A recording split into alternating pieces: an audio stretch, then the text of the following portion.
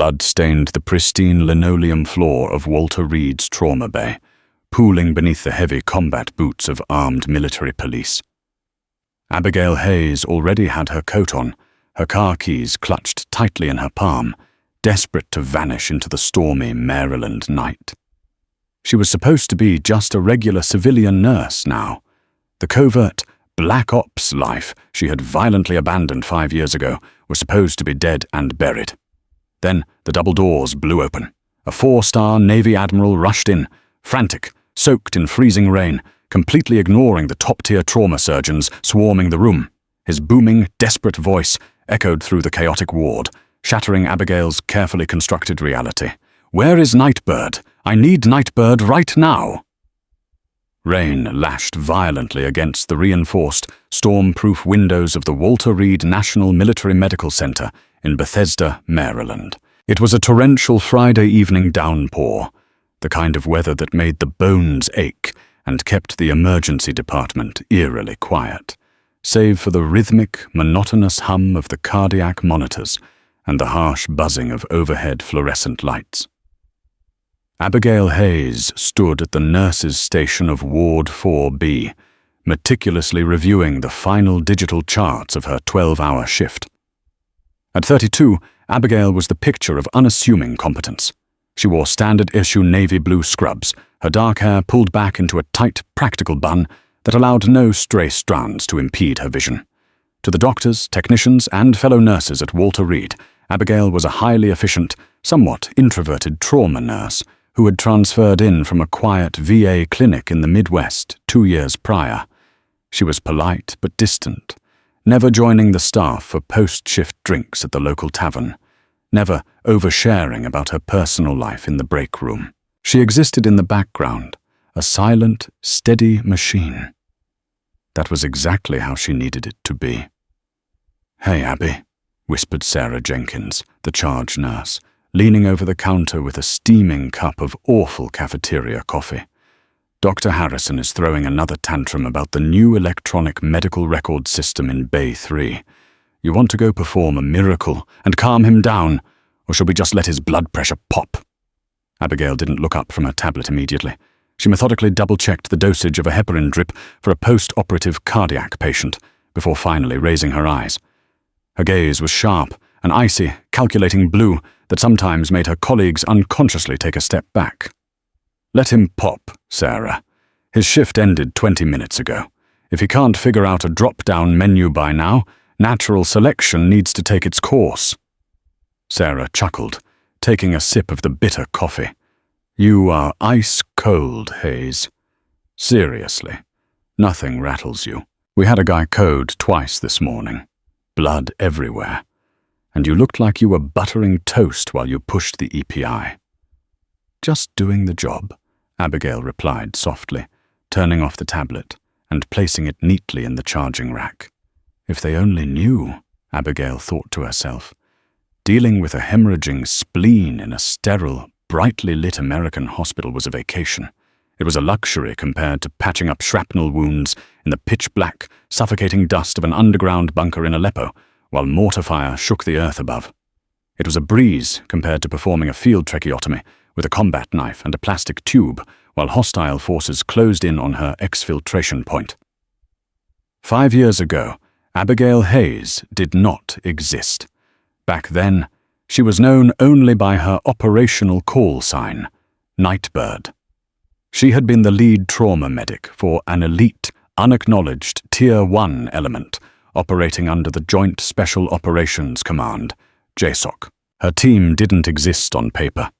Their missions were off the books, sanctioned by individuals who operated in the highest, darkest echelons of the Pentagon. But Operation Sandstorm had changed everything. A compromised extraction, a leak in the intelligence chain, and suddenly her entire unit was ambushed. She had managed to keep her commanding officer and a high-value intelligence asset alive through a brutal 48-hour siege, but the cost was catastrophic. When the dust settled, the government decided the leak was too high up. To protect the survivors, the unit was formally disbanded, their records wiped. Abigail was given a new name, a sanitized background, and strict orders to disappear into the civilian healthcare system. "Do not draw attention to yourself," the solemn man in the grey suit had told her in a windowless room in Langley. "You are a ghost now. If anyone from the old network finds you, we cannot protect you. Nightbird is dead." For 5 years, she had played the part perfectly.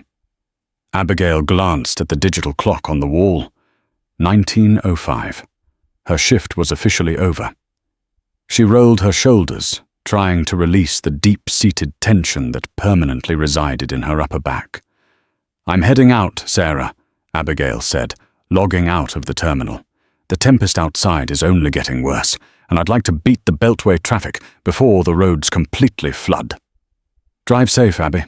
See you Monday," Sarah replied, already turning her attention to a flashing call light down the hall. Abigail walked down the sterile, white corridor towards the staff locker rooms. The hospital was running on a skeleton crew for the night shift, and the silence was usually comforting to her. But tonight, there was a strange, electric tension in the air. As she passed the trauma elevator banks, she noticed a subtle shift in the environment. 2 men in dark, tailored suits with discreet earpieces were standing by the service elevators. They weren't standard hospital security. Their posture, the way their eyes tracked every movement in the hallway, the slight bulge beneath their suit jackets, it was a stance Abigail recognized instantly. Secret Service, or perhaps NCIS protective detail. She kept her head down, altering her walking pace to appear casual and unbothered. Just a VIP transfer, she told herself. Walter Reed often treated high-ranking politicians, foreign dignitaries, and top-tier military brass. It wasn't unusual for armed details to lock down a floor, but her instincts, the honed, paranoid instincts that had kept her alive in the worst war zones on Earth, were screaming at her. The hair on her arms stood up. Something was fundamentally wrong. She pushed into the women's locker room, quickly spinning the dial on her combination lock. She swapped her scrub top for a heavy, dark grey wool sweater and pulled on her waterproof trench coat. She grabbed her leather tote bag, her fingers instinctively brushing against the heavy, cold steel of the concealed, compact 9mm Glock she carried in a hidden compartment. It was highly illegal to bring it onto federal hospital grounds, but Abigail never went anywhere unarmed. Old habits didn't just die hard, they refused to die at all. As she closed her locker, Totan, the overhead PA system, crackled to life. It wasn't the standard automated chime. The voice was frantic, breathless. "Code Blue, Trauma Bay 1. Code Blue, Trauma Bay 1. Security to the ER immediately. We have a massive incoming." Abigail froze. A Code Blue was standard. But calling for security immediately? That meant a threat or an uncontained situation. She slung her bag over her shoulder. Not my shift. Not my problem, she reminded herself. She was Abigail Hayes. Abigail Hayes goes home at 7 p.m. She eats a frozen dinner, watches mindless television, and sleeps. She opened the locker room door to head towards the rear parking garage exit. But the universe, it seemed, was done letting her hide. The sound of heavy, panicked footsteps echoed down the corridor, growing louder by the second. Radios were squawking with chaotic, overlapping chatter. Abigail moved down the hall, intending to slip out the side exit, but as she rounded the corner near the emergency department's main intersection, she was met with a wall of chaos. The double doors of the ambulance bay were wide open, letting the freezing wind and rain whip into the hospital corridor. Half a dozen black SUVs with flashing red and blue grille lights were parked haphazardly outside. Men in tactical gear, armed with short-barreled rifles, were forming a perimeter. Inside the hallway, it was absolute pandemonium. A stretcher was being sprinted down the hall by 4 medics in rain-slicked tactical uniforms. Blood was everywhere, soaking the sheets, dripping onto the floor, painting the hands of the medics. Dr. Harrison, who had apparently stayed late, was running alongside the stretcher, yelling orders. "I need an airway established now. Push 2 units of O-negative, fast infuser. What are his injuries?" "Multiple gunshot wounds to the thorax. Blast trauma to the lower extremities," one of the tactical medics shouted. "He's fading, Doc. We're losing his pulse." Abigail pressed her back against the wall to stay out of the way. She watched the bloody spectacle with clinical detachment. It was a mess, but Harrison was a capable surgeon. He could handle it. She turned her head towards the exit sign. She just needed to take 5 steps and push through the fire doors. But then a figure burst through the ambulance bay doors, moving with a desperate, terrifying velocity that parted the crowd of security personnel like the Red Sea. It was Admiral Richard Sterling. Abigail knew his face from the news and military briefings years ago. He was a legend in the Navy, a highly decorated veteran who now oversaw some of the most classified naval intelligence operations in the world. But right now, Admiral Iron Sterling didn't look like a poised military commander. His dress blue uniform was completely ruined, soaked in rain, and saturated with dark, arterial blood. He was missing his cover, his grey hair was plastered to his forehead, and his eyes were wide, wild with a raw, primal panic. He wasn't looking at Dr. Harrison. He wasn't looking at the bleeding man on the stretcher. He stopped in the middle of the corridor, his chest heaving, and roared at the top of his lungs. "Where is she? Where is Nightbird?" The hallway fell dead silent for a fraction of a second. Even the monitors seemed to quiet down. Dr. Harrison looked up from the stretcher, bewildered. "Admiral, please, you need to step back. We are trying to save this man's life. Who are you looking for?" "I don't want you touching him," Admiral Sterling bellowed, violently shoving a security guard out of his way as he marched towards the trauma bay. "I said, where the hell is Nightbird? The intelligence said she was stationed at this hospital. Find her right now." Sarah Jenkins, who had run down from Ward 4B, stammered, "Admiral, sir, there's no one here by that name. We don't have a Dr. Nightbird. Please let the surgeons work." "She's not a damn doctor," Sterling screamed, his voice cracking with desperation. He grabbed the lapels of his own bloody uniform. "She's a JSOC trauma specialist, and she is the only one he will let touch him. If you don't find her, he's going to bleed out because he is refusing anesthesia until she is in the room." Abigail felt the air leave her lungs. The floor seemed to tilt beneath her feet. The intelligence said she was stationed here. Her cover was blown. 5 years of perfect, paranoid discipline.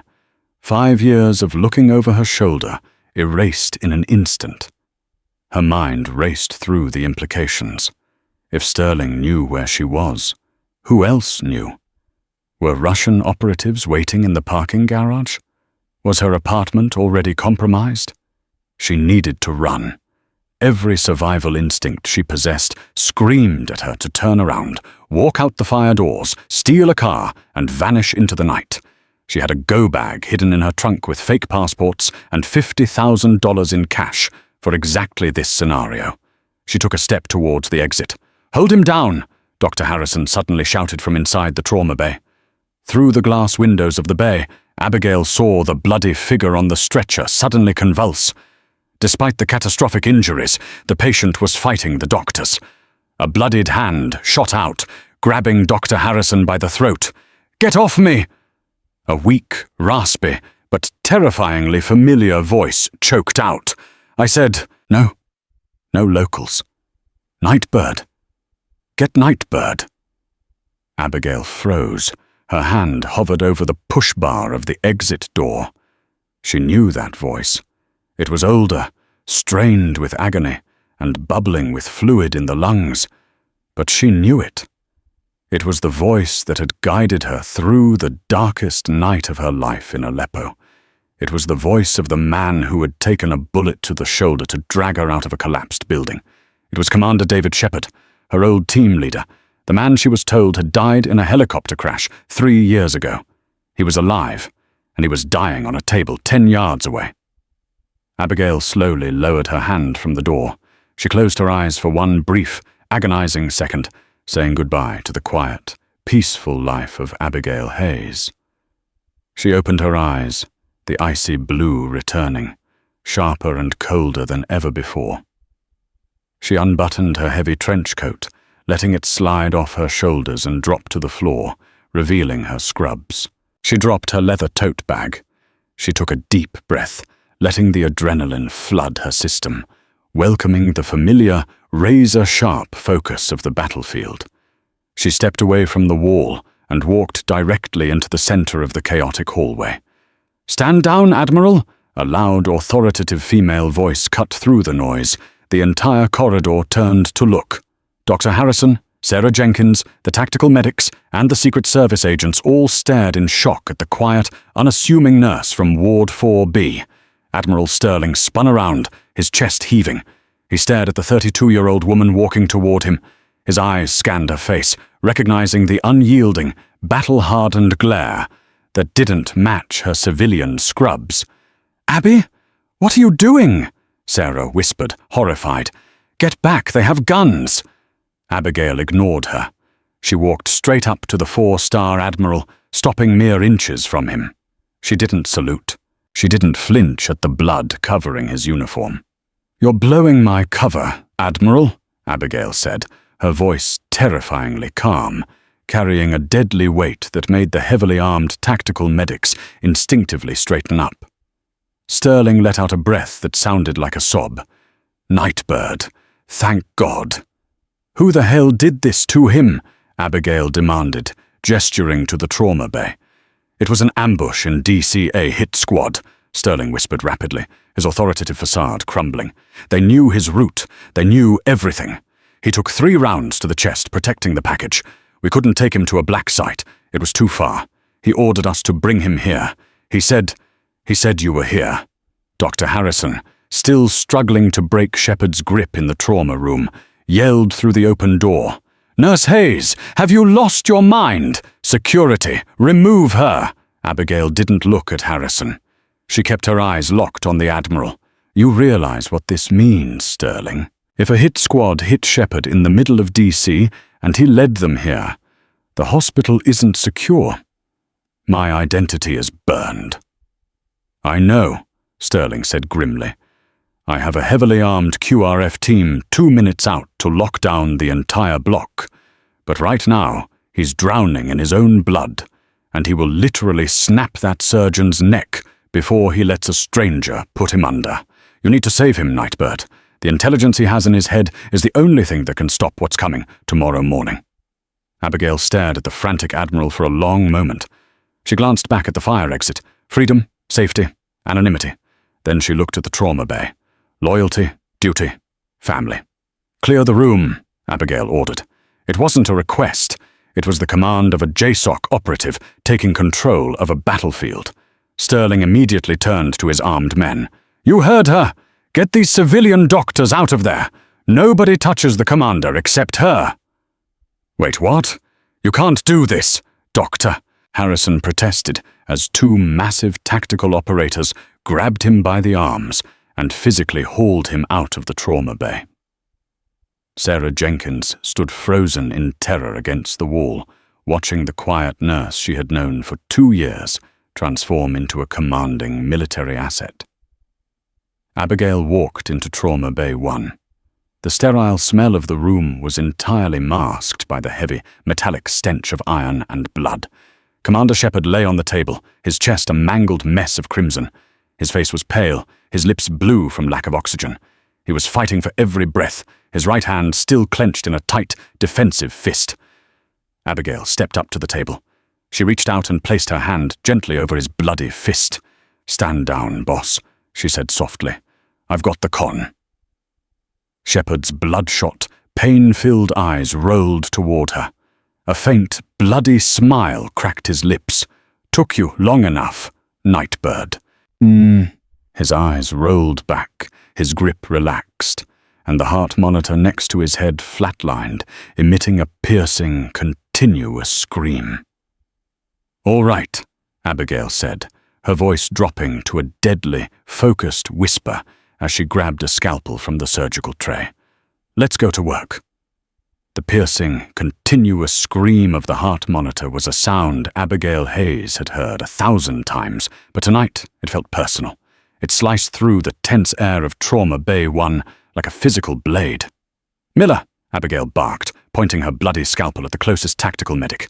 "Get on the bag, push 100% oxygen. I need a massive transfusion protocol initiated 10 seconds ago. Hang 2 units of O-negative and prime the rapid infuser." "Copy that!" Miller scrambled to the head of the bed, seamlessly falling under Abigail's command. The sheer authority in her voice left no room for hesitation. Admiral Sterling stood frozen just outside the glass doors, watching with wide eyes as the quiet civilian nurse moved with the lethal, calculated precision of a seasoned combat surgeon. "He's bleeding out into his pleural cavity," Abigail muttered, her eyes scanning Shepard's mutilated chest. The 3 gunshot wounds were clustered tightly just below his right clavicle, a professional grouping. The Kevlar he had undoubtedly been wearing had failed, likely pierced by specialized armor-piercing rounds. Black market tungsten core. Someone with serious funding wanted Shepard dead. "I have to open him up. Now," Abigail announced. She didn't wait for permission or a surgical consult. She grabbed a #10 scalpel from the stainless steel Mayo stand. With a swift, brutal, and perfectly measured stroke, she performed a rapid clamshell thoracotomy, cutting horizontally across Shepard's chest to expose his thoracic cavity. The raw, metallic smell of fresh blood instantly overwhelmed the sterile scent of the room.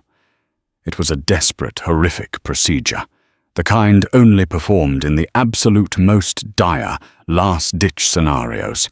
But Abigail's hands didn't shake for a microsecond. "Rib spreaders," she commanded, holding out her left hand. Miller, pale but focused, slapped the heavy metal retractor into her palm.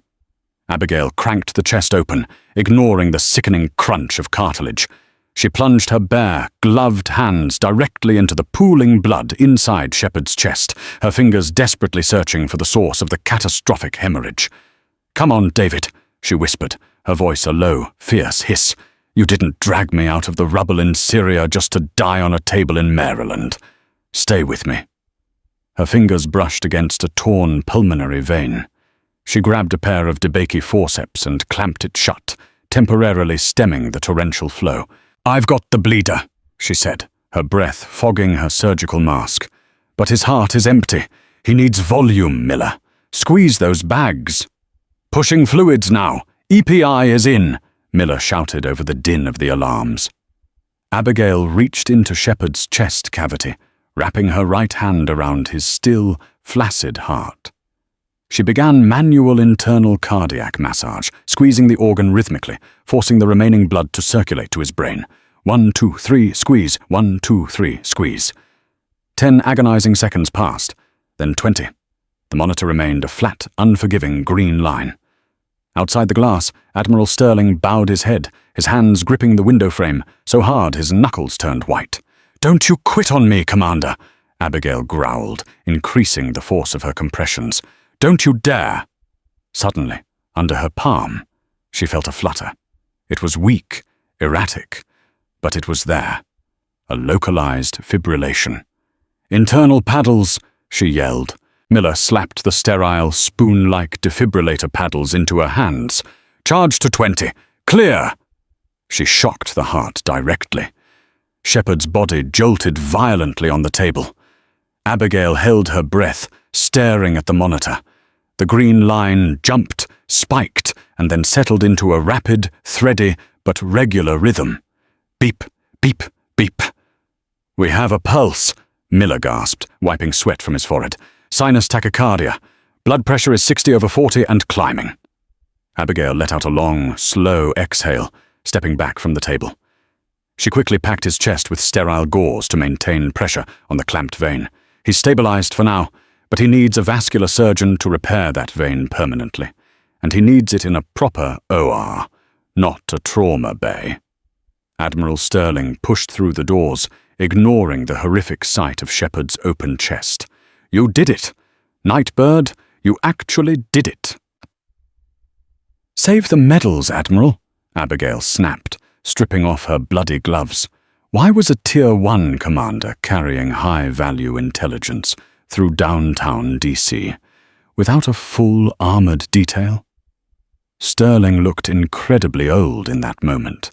Because he couldn't trust the detail, he uncovered a mole inside the Pentagon. Someone deep within the Joint Chiefs is feeding satellite telemetry, and operational manifests to a private military contractor known as Vanguard Solutions. Vanguard has been selling our operatives' locations to hostile foreign intelligence. Abigail's blood ran cold. Vanguard Solutions. They were a ghost entity, a rumor whispered among Black Ops units, a rogue syndicate of former intelligence officers who operated without borders or morals. Shepard found the ledger, Sterling continued rapidly. Digital proof of every transaction, every compromised agent. He was bringing it to me at the Naval Observatory when the Vanguard hit squad ambushed him. He managed to hide the drive before they could secure it. Abigail paused. She looked down at Shepard's unconscious, battered body. Her eyes drifted to his left hand. Earlier, he had been fighting Dr. Harrison, his fist clenched tightly. But as she examined his forearm, she noticed something she had missed in the chaos. Just beneath the skin of his inner wrist, there was a fresh, jagged laceration, crudely sealed with superglue. It wasn't a defensive wound. It was deliberate. Abigail grabbed a pair of tweezers from the tray. He didn't hide it in his car, Admiral. She carefully peeled back the glued skin on Shepard's wrist. Reaching inside the shallow pocket of flesh, the metal tweezers clicked against something hard. She pulled it out and held it up to the harsh fluorescent lights. It was a titanium micro-canister, no larger than a grain of rice. A subdermal data vault. Good God, Sterling breathed. He buried it in his own arm during the firefight. That's the boss, Abigail said, a grim smirk touching her lips. Always paranoid. She dropped the canister into a sterile specimen cup and handed it to Sterling. You have your intel. Now get him upstairs to surgery and get me out of here before Vanguard realizes he survived.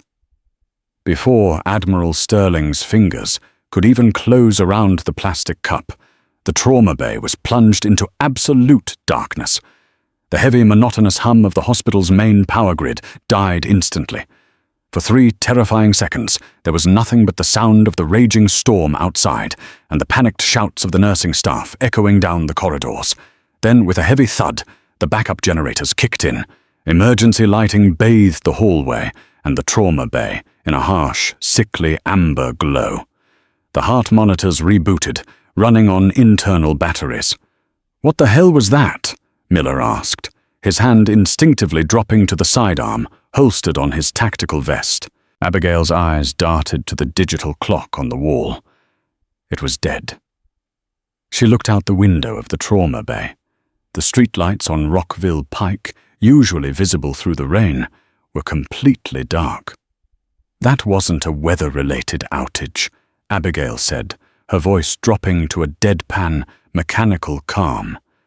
The transition from nurse back to nightbird was now complete. A storm knocks out a grid. You get flickers. That was a hard cut. Someone severed the primary feed to the entire block. Sterling grabbed his shoulder radio.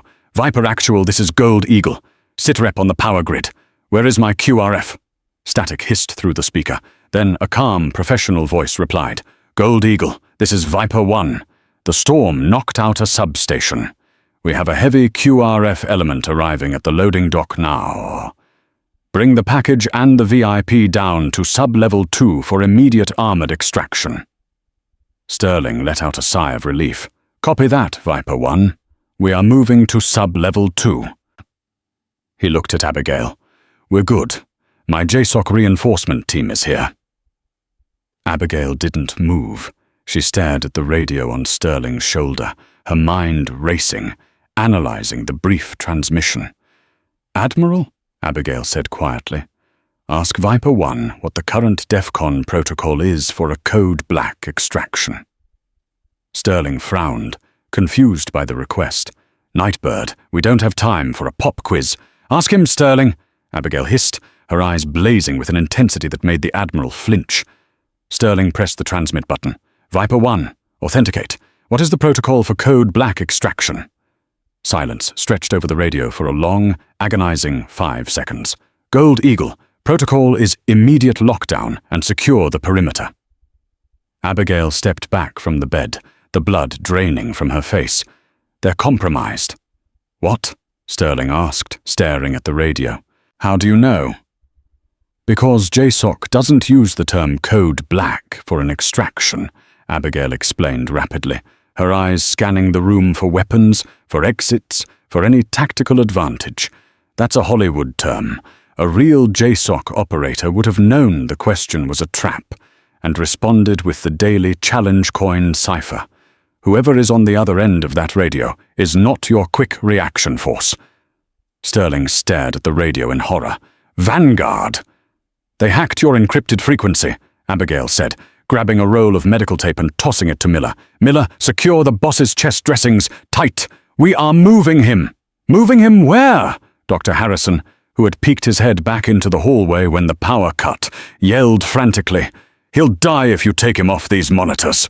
He'll definitely die if we stay here, Abigail countered, sprinting out of the trauma bay and sliding across the blood-slicked floor towards the women's locker room. Vanguard Solutions wasn't a street gang. They were elite, highly trained ex-military operatives. They had cut the power to disable the hospital's security cameras and electronic locks. They were calling Sterling to the loading dock to lead him directly into an ambush. The QRF arriving outside wasn't coming to save them. They were a heavily armed hit squad coming to finish the job and retrieve the microcanister. Abigail kicked the locker room door open, the amber emergency lights casting long, distorted shadows across the metal benches. She went straight to locker 402, spun the combination with lightning speed, and threw the door open.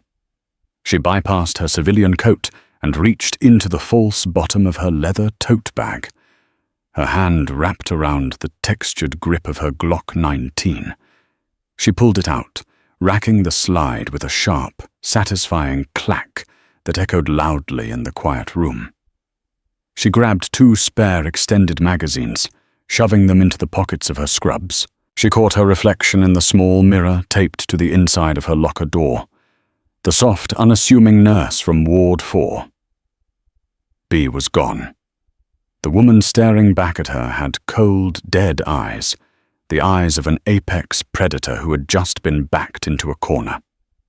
Nightbird is back, she whispered to the mirror. Abigail sprinted back to the emergency corridor. Sterling and Miller had managed to transfer Shepard onto a portable transport gurney. The remaining Secret Service agents had formed a tight circle around the Admiral, their weapons drawn, finally realizing the gravity of the situation. "The elevators are dead," one of the agents reported, his voice tight with panic. "We're trapped on the ground floor." "No, we're not," Abigail said, stepping into the center of the group, her 9mm raised in a low-ready position. She pointed down the dark, twisting corridor that led deep into the bowels of the hospital's oldest wing. Walter Reed was built during the Cold War. There's a decommissioned steam tunnel access hatch in the old radiology department that connects to the Bethesda metro tunnels. It's off the blueprints. If Vanguard did their homework, they'll lock down the exits, the roof, and the loading docks. They won't know about the steam tunnels. Sterling looked at the dark hallway, then back to Abigail. "Are you sure about this?" Before Abigail could answer, a massive explosion shook the foundation of the hospital. The reinforced glass of the ambulance bay doors shattered inward, sending a wave of concussive force and freezing rain sweeping down the corridor. Through the smoke and the strobe of the emergency lights, laser sights cut through the darkness, painting the walls of the emergency room with dancing green dots. Heavy combat boots hit the linoleum. They were inside. "Move!"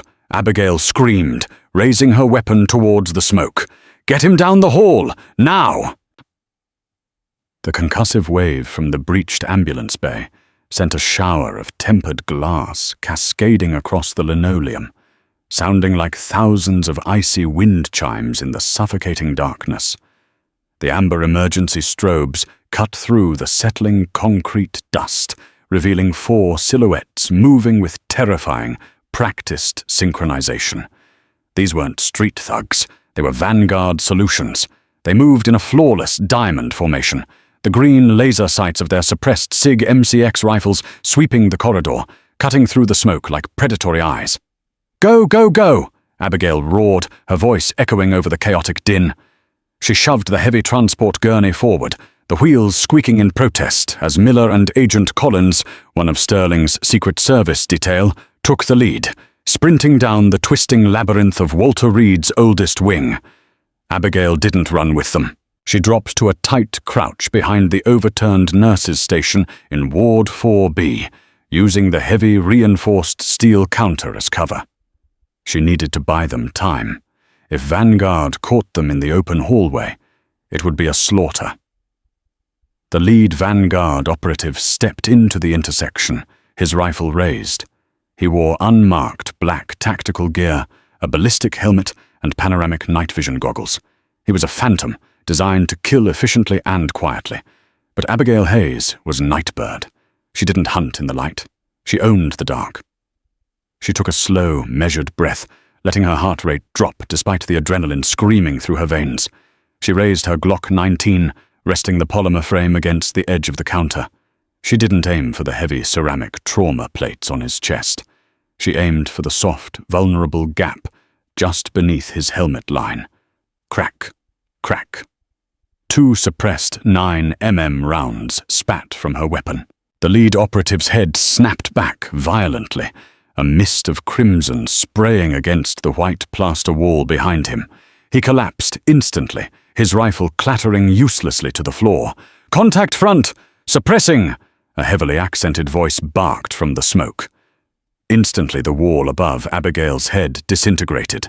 High-velocity 5.56 rounds chewed through the drywall, showering her in plaster dust and fiberglass insulation.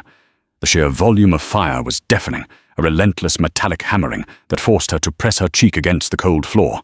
They were using a bounding Overwatch tactic, one suppressing while the others advanced. Standard, lethal, and virtually impossible to beat alone. Abigail needed a distraction. Her eyes darted around the ruined nurses' station and landed on a heavy, green aluminum cylinder tucked beneath a crash cart. A pressurized D-tank of pure oxygen. She grabbed the heavy tank, her mind calculating the physics in a fraction of a second. She twisted the primary valve wide open, the pressurized gas hissing violently into the confined space. With a grunt of effort, she rolled the tank out into the center of the hallway, right into the path of the advancing green lasers. "Frag out!" one of the operatives yelled, mistaking the rolling cylinder for a grenade. The gunfire paused for exactly 1 second as they instinctively sought cover. That was all Abigail needed. She popped up from behind the counter, leveled her Glock at the hissing oxygen tank, and fired 3 rapid shots. The spark from the tumbling 9mm bullet ignited the concentrated oxygen. The result was a catastrophic, blinding thermobaric flash. The hallway erupted into a localized fireball, shattering the remaining light fixtures and throwing the 2 closest Vanguard mercenaries backward like rag dolls, their tactical gear scorched and smoking. The concussive shockwave knocked the wind out of Abigail, but she didn't hesitate. She scrambled backward, turning and sprinting down the dark, narrow corridor after Sterling and the gurney. "They'll be deaf and blind for about 60 seconds, Abigail muttered to herself, her lungs burning as she ran. Not enough time. She caught up to the group at the junction of the old East Wing. The hospital had expanded over the decades, and this section felt like stepping back in time. The walls were lined with faded yellow tiles, and the air smelled heavily of antiseptic and old dust. It was the decommissioned radiology wing, slated for demolition next year. "Nightbird, over here," Admiral Sterling hissed from the shadows. They had pushed the gurney into an alcove outside a set of heavy, lead-lined doors. Miller was pressing fresh gauze into Shepard's chest, his hands trembling. "His pressure is dropping again, Abby. The jarring from the run. The internal clamp is slipping. If we don't get him horizontal and stable, he's going to bleed out internally." "Lan." Abigail looked down at Shepard. His face was the color of wet ash. The man who had carried her on his back through the smoking ruins of a Syrian safehouse was fading fast. "We need to hole up," Agent Collins said, his chest heaving, his weapon trained on the hallway they had just fled down. "We can't keep running with him like this. Let's barricade in one of these rooms and wait for the real cavalry. I already sent an encrypted SOS to CIA Director William Burns's Personal Operational Center. If Vanguard tapped the JSOC lines, the agency might still be clear. Burns owes the boss. Abigail's eyes snapped to Agent Collins. The mention of CIA Director William Burns was plausible. Shepard had high-level clearances. But something in Collins's tone, the subtle shift in his posture, made the hair on the back of Abigail's neck stand up. "Director Burns?" Abigail asked, her voice dangerously quiet. "Since when does a Secret Service detail have a direct, encrypted uplink to the director of the CIA's Personal Operations Center?" Collins blinked, his grip on his submachine gun tightening fractionally. The Admiral authorized a cross-agency distress beacon." "No, I didn't," Sterling said, his brow furrowing in confusion. "Collins, what are you talking about?" Abigail didn't wait. The puzzle pieces slammed together in her mind with terrifying clarity. Vanguard knew Shepard's exact route in D.C. They knew exactly which hospital he was brought to. They knew about the micro canister. A hit squad doesn't get that lucky. They had a man on the inside, a man standing right next to the Admiral. Before Collins could swing the barrel of his weapon toward Sterling, Abigail moved. She closed the 3-foot gap between them with viper-like speed. She slapped the barrel of Collins's weapon upward with her left hand, driving the palm of her right hand brutally into his throat. Collins gagged, his eyes wide with shock, his finger instinctively squeezing the trigger. A burst of automatic fire chewed harmlessly into the ceiling tiles. Abigail swept his leg, sending the traitorous agent crashing to the floor. Before he could recover, she drove her knee into his chest, pinning him down, and pressed the hot muzzle of her Glock directly between his eyes. "Who has the secondary extraction point, Collins?" Abigail snarled, her voice vibrating with lethal intent. "Tell me, or I paint this floor with your brains." Collins coughed, blood flecking his lips, but a sick, defiant smile spread across his face. "You're too late, Nightbird. The whole building is a kill box. Vanguard isn't leaving without that titanium drive." "Then they die here," Abigail whispered coldly. She slammed the butt of her pistol into his temple, knocking him unconscious instantly. Admiral Sterling stared in absolute horror. "My God, he was with my detail for 3 years. He's the mole." "Vanguard pays well," Abigail said, quickly stripping Collins of his spare ammunition and his encrypted radio. "Help me get the boss into the MRI suite. It's our only tactical advantage left." They shoved the gurney through the heavy, lead-lined double doors marked, "Warning, High Magnetic Field. Authorized personnel only." The decommissioned MRI suite was massive, dominated by the hulking, white, donut-shaped cylinder of the magnetic resonance imaging machine. Because the machine was slated for removal, the room was cluttered with abandoned metal carts, old oxygen tanks, and IV poles. "It's a dead end, Nightbird," Miller said frantically, looking around the windowless room. "There's no steam tunnel access in here." "I know," Abigail said, moving swiftly to the control room behind the thick, leaded glass window. "The tunnel access is 2 doors down, but we can't make it there with Vanguard hot on our heels. We have to break their teeth first." She threw the main breaker on the control console. The ancient, heavy-duty backup generators of the hospital hummed louder, and the massive MRI machine powered to life with a deep, bone-rattling vibration. "Take everything metal off," Abigail ordered, stripping her watch and tossing her spare magazines onto the floor outside the immediate magnetic zone. "Guns, radios, belt buckles, toss it all into the control room." Sterling and Miller didn't question her. They frantically dumped their sidearms, radios, and tactical vests into the adjacent booth. "Keep Shepard on the far wall," Abigail instructed, pointing to the corner furthest from the machine. "The gurney is aluminum, but the IV poles aren't. Keep him clear of the center radius." Abigail stood near the doorway, holding only a ceramic scalpel she had grabbed from the trauma bay. She listened intently. Over the heavy hum of the MRI machine, she heard the distinct, methodical crunch of tactical boots on broken glass outside the doors. "They're here," she whispered. The heavy doors were suddenly kicked open. 3 Vanguard operatives, fully kitted out in heavy tactical gear, Kevlar vests, night vision goggles, and carrying heavily modified assault rifles, poured into the room, fanning out with deadly precision.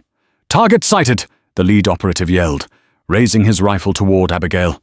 But as he raised his weapon, the barrel violently jerked upward, as if pulled by an invisible hand. The operative grunted in surprise, trying to force the weapon down, but the 3 Tesla superconducting magnet inside the MRI machine was fully engaged. A 3 Tesla magnet is roughly 60,000 times stronger than the Earth's magnetic field. "What the hell?" the second operative shouted as his spare magazines were violently ripped from his tactical vest, flying across the room and slamming into the white casing of the machine with a deafening clang. "The magnet! It's on!" the third operative screamed, but it was too late. The invisible, insurmountable force of the magnetic field grabbed the steel components of their assault rifles, the metal plates in their body armor, and the iron in their tactical gear. The lead operative was literally lifted off his feet, flying through the air, and slammed face first into the center of the MRI bore. His rifle pinned him against the machine with crushing, inescapable force. The other 2 operatives desperately tried to retreat, but the magnetic pull was too strong. They were dragged across the floor, their boots leaving skid marks, until they, too, were slammed violently against the machine, pinned under the weight of their own metallic gear. They thrashed and screamed, completely immobilized, trapped like flies on an electromagnetic web. Abigail walked calmly out from behind the lead-lined wall of the control room. She looked at the 3 highly trained, heavily armed assassins, now completely neutralized by a piece of obsolete medical equipment. "Basic physics, boys," Abigail said coldly, her blue eyes devoid of any mercy. She walked past them, retrieving her Glock from the control room. "Admiral, grab the boss," Abigail commanded, her voice steady. "The steam tunnel is clear." The descent into the steam tunnels felt like walking into the belly of a mechanical beast. The air was sweltering, thick with humidity, and reeked of rust and sulfur. The narrow concrete passageway was illuminated only by the weak, flickering beam of a flashlight Abigail had scavenged from the radiology desk. Miller and Sterling pushed the gurney over the uneven, grated floor war, every jolt eliciting a weak groan from the unconscious Commander Shepard. "How much further, Nightbird?" Admiral Sterling asked, his voice echoing hollowly off the damp, curved ceiling. He was limping, the adrenaline finally wearing off, leaving behind the exhaustion of a man who had narrowly escaped death 3 times in one night. "Another 400 yards, Abigail replied, walking backward, keeping her weapon trained on the darkness behind them. "It connects directly to the maintenance access of the Medical Center metro station. Once we hit the platform, we have hard-line communications. We bypass the cell towers, bypass the compromised radios." The journey was agonizing. Every shadow looked like an ambush. Every drop of condensation hitting the floor sounded like a footstep.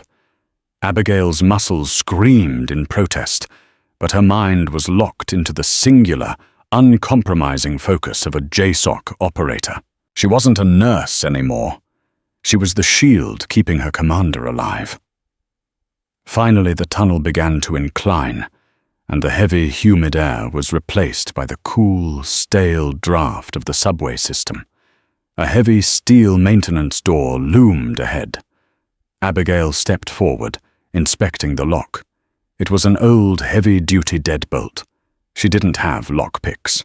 She raised her Glock, angled it downward to avoid a ricochet, and fired 2 rounds directly into the locking mechanism. She kicked the door open, the heavy steel groaning in protest. They spilled out onto the deserted, dimly lit platform of the Bethesda metro station. The trains had stopped running hours ago due to the storm. It was completely silent. Sterling immediately ran to the emergency hardline phone mounted on the concrete pillar. He smashed the glass with the butt of a discarded flashlight, picked up the red receiver, and rapidly punched in a heavily classified sequence of numbers. Abigail knelt beside Shepard's gurney. She checked his pulse. It was faint, thready, like a butterfly struggling against a window pane. But he was still fighting. "Hang in there, David," she whispered, brushing a damp lock of hair from his forehead. "You're safe now. We made it." "Director Burns," Sterling's voice rang out, harsh and authoritative. "This is Admiral Richard Sterling. Authentication code, Echo Tango 79er.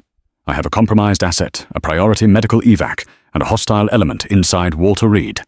I need the FBI hostage rescue team and a secure medical flight on my location in exactly 5 minutes, or the intelligence that prevents World War III dies on this platform." 10 minutes later, the silence of the underground station was shattered by the deafening roar of tactical boots. But this time, they weren't Vanguard mercenaries. Dozens of FBI HRT operators, clad in heavy armor with federal insignias, swarmed the platform, securing the perimeter with overwhelming force. Following closely behind them was a team of military trauma surgeons carrying portable life support equipment. They immediately descended upon Shepard, transferring him to a state-of-the-art mobile stanchion, hooking him up to fresh blood and oxygen. Abigail stepped back, leaning heavily against a tiled pillar, watching the chaos unfold. The adrenaline was finally crashing, leaving her shivering in her blood-soaked scrubs. Admiral Sterling walked over to her. He had a heavy, dark blanket, which he draped over her shoulders. He looked at her, not as a nurse, but as a peer, as a warrior. "They got him," Sterling said quietly. "He's going to make it, Nightbird, and Director Burns confirmed the micro-canister is secure. We have the Vanguard ledger. We're going to dismantle their entire network by sunrise." Abigail nodded, slowly, staring blankly at the tracks. "You know," Sterling continued, his tone shifting, becoming more formal, "the President is going to want to pin a medal on your chest for this. You saved one of our best, and you saved the intelligence. Your cover is blown, yes, but we can bring you back into the fold. JSOC needs operators like you, Abigail. We need Nightbird back." Abigail looked up at the Admiral. The icy, hardened glare in her eyes had softened, replaced by a profound, weary clarity. She looked at her blood-stained hands, hands that had taken lives tonight, but also hands that had kept her heart beating against impossible odds. "With all due respect, Admiral," Abigail said, her voice quiet but resolute, "Nightbird died in Syria. She's a ghost, and ghosts don't belong in the light." Sterling frowned. "Then what are you going to do? You can't go back to Ward 4B. "No, I can't," Abigail agreed, pulling the blanket tighter around her shoulders. A small, genuine smile touched her lips for the first time that night. "But there are a lot of wounded soldiers out there who need someone who understands exactly what they've been through. I hear the VA in Montana is looking for a new director of trauma, someone who knows how to handle high-pressure situations."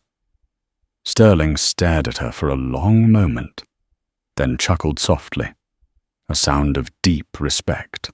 "Montana. It's quiet out there." "That's the plan, Admiral," Abigail said, turning to walk away down the platform, her silhouette fading into the shadows of the tunnel. "Just a regular civilian nurse." What an incredible, heart-pounding journey of survival, loyalty, and redemption. Abigail Hayes proved that you can take the operative out of the war zone, but you can never take the war zone out of the operative. Her transition from a quiet, unassuming nurse to a lethal, quick-thinking, tactical genius is a testament to the hidden heroes walking among us every single day.